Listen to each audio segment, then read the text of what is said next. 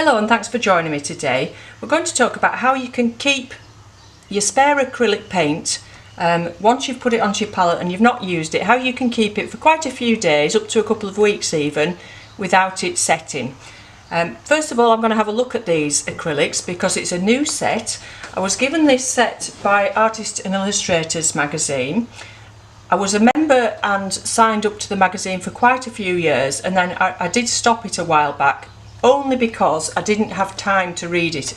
And it's a fantastic magazine and I really enjoyed reading it, but I didn't feel, I had so many magazine subscriptions, I didn't feel I was getting the best out of reading them all. But they rang me up a few weeks ago and said, would I like to resubscribe to Artists and Illustrators, and they would send me a free gift, and this is the gift that I got, these acrylics. So if you're not familiar with the Artists and Illustrators magazine, this is it here, and it has all sorts of great information in for artists in the UK, things that are going on, tutorials on all media, and some lovely articles and great pictures, as you can see. Now, for those of you that are overseas, I'm not sure whether you can get it overseas. You may be able to, I mean, they may send you it, but of course you can follow them on Facebook and Twitter and Instagram for links to their articles and things. And if you go on the website, so that's Artists and Illustrators, there's all sorts of interesting articles on there as well. And the other good thing about them is that they have some great competitions, so you can quite often win things like holidays, painting holidays and all sorts like that. So I would say perhaps it's not a beginner's magazine, but as you can see, it's got some fantastic step-by-step tutorials. So there we are, animated faces, presumably, oh no, this is in acrylic, I was thinking it was oil, it's in acrylic, step-by-step, going all the way through until we get to the end there. So, and it has things like that every week. Here we have one about colours and portraits. But if you can't get it abroad, like I say, you may be interested in looking at the website and reading some of the articles on the website. Okay, so I'll just pop that out of the way. Now, I do apologise today if there's a lot of background noise. I've got the windows and the doors open and the fans on because it's incredibly hot here today. I'm just trying to get into this. It's the first time I've opened them, so we'll see. I should perhaps have told you what they where they were from first. So the Royal Talens Acrylics, made in the Netherlands. And so we've got, take them out, and it says standard series. So we've got 5, the 3 primaries. And I'll probably get rid of that packet because I'm unlikely to put them back in there, knowing how messy I am. So we've got the 3 primary colours and the black and the white. So the thing about acrylics is I don't use them that much. I have to be honest, I don't particularly like the finish on acrylics, but that's just a personal thing. Some people prefer them.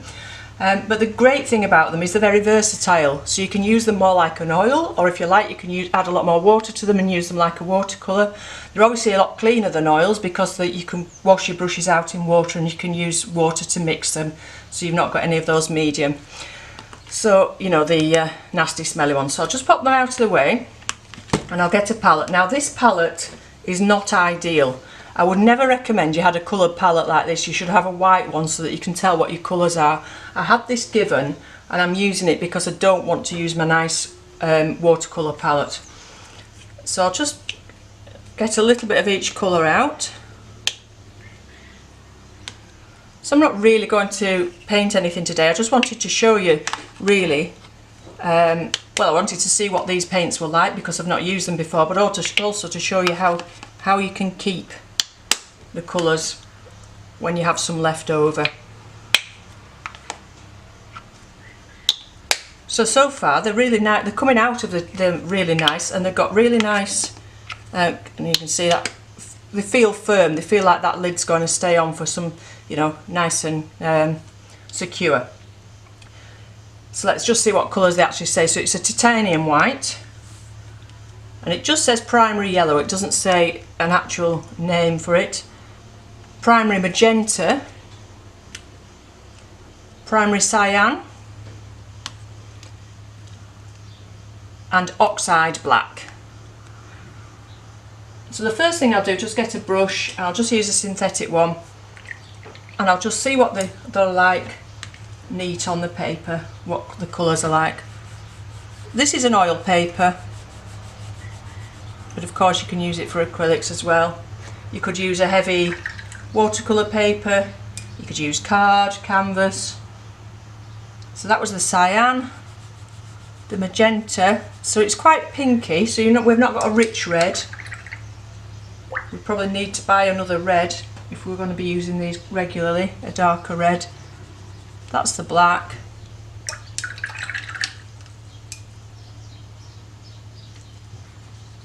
The yellow. And this titanium, which we could mix into some of the others and see what colours we can get with that.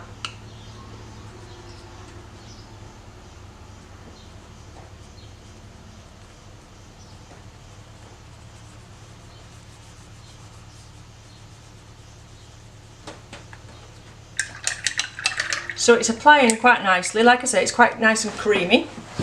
I'll just get a brush now and smooth them into each other and see how easy they are to work into each other on the paper.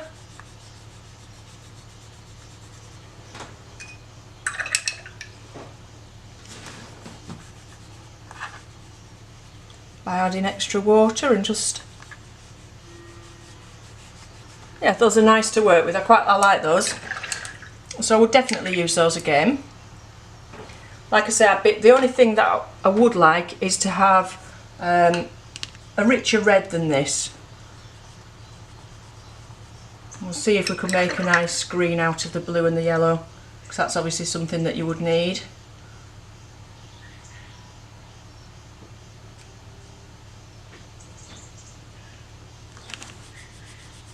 It's quite a bright green. And if we add a little touch of red to that, that might just make it more natural.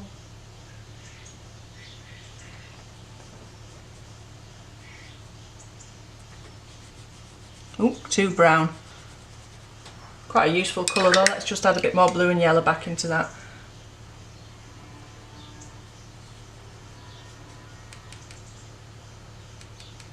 So it's obviously quite a powerful red.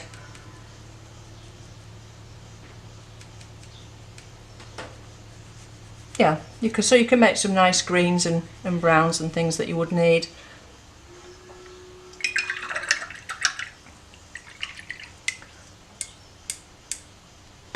So just bear with me a moment. So now I'm just going to have a go with my palette knife as well and see how thickly we can apply it. Because like I said, it's quite creamy, but maybe it's not just thick enough to use with a palette knife. But yeah, that's quite, you could use it quite impasto as well and leave it quite thick.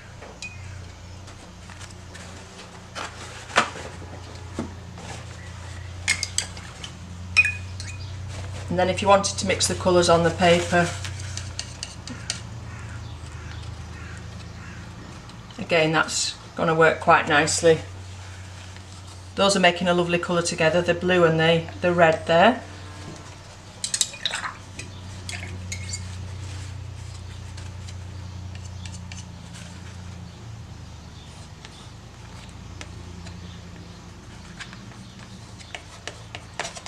Yes, I like those. Nice to work with, nice to apply, easy to work with, and some nice colours.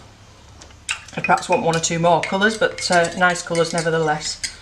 With your 3 primaries and your white, you should be able to get all the colours you really need for most things. Okay, so we'll just pause for a moment and I'll now show you how you can keep the acrylic that you haven't used. Okay, so first of all you need an airtight container, and I've got quite a shallow one. For those of you here in the UK, I got this from Lakeland Limited. So it's quite shallow and it's got this click down lid, so it becomes airtight. So any airtight container you need.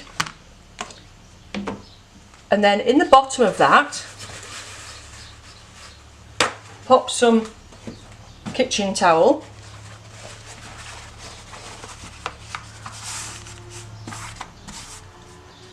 And add some water to that and let it absorb it.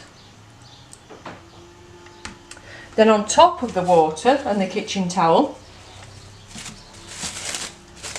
put some cling film.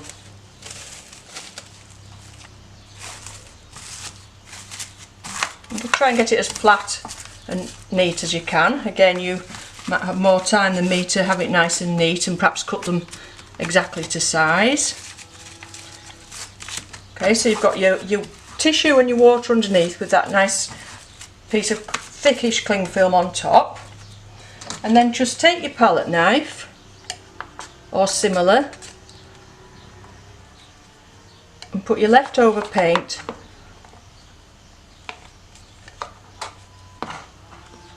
into your box.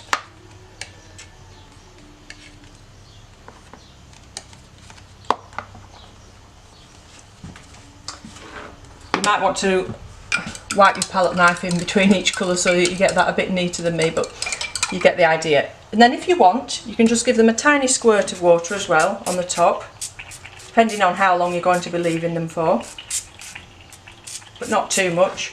And then click that down, making sure it's airtight and closed. And then they should, like I say, keep in there for quite a few days. It depends on the paint and it depends how warm it is where you're keeping them, but you can, acrylics keep longer. I use this technique as well for the water soluble oil paints, the water mixable oil paints, and you will find that the acrylics last longer in here than the water mixable oil paints will. But again, you can use this technique for water mixable oil paints. So if you're halfway through a painting and you know that you're not going to have time to come back to it for 2 or 3 days, do this and it saves wasting your paint. Okay, so thank you for watching. I'll come back another day and perhaps do a painting with these new acrylics because I did like them. So I'll have to have a think about what subject I'm going to do, but this was what I wanted to show you today, the fact that you can keep them in an airtight container for quite a while using that simple method, and it's an inexpensive way of keeping them. Okay, so thank you very much for watching. Any questions, if you want to pop those in the comments below. I'll try and find these online and put a link to them below if I can find them online. And I'll put a link also to the Artist and Illustrators website if you're interested in going to that, because like I said, there's lots of articles to read on there if you're interested in reading those, and some brilliant competitions. Okay, so thanks for watching and I'll see you again soon. Bye for now.